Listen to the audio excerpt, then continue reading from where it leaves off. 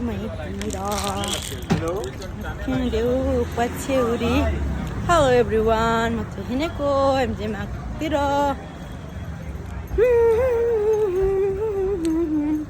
किन हिँडेको भने चाहिँ म खदा लिनु हिँडेको। मैले प्रिन्ट गर्नु दिइरहेको थिएँ मेरो लिम्बू होटेलको खदा है गाइस। अनि चाहिँ एमजी मार्गको नजारा हेर्नु सक्नुहुन्छ हजुरले। यस्तो छ आज चाहिँ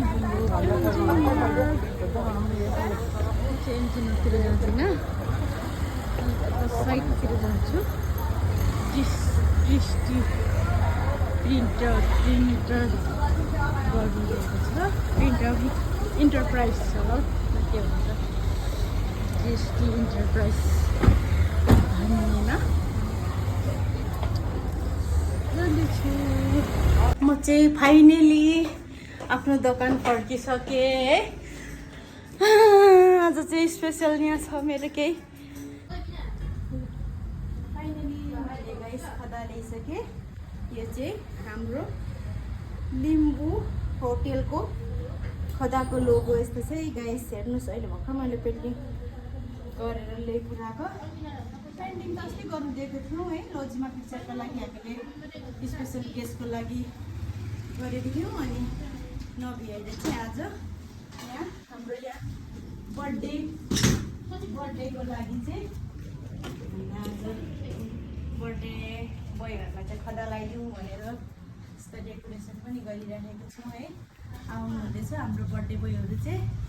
अन्त हजुरहरू पनि लिम्बू बारमा आएर बर्थडेहरू सेलिब्रेसनहरू गर्न सक्नुहुन्छ है।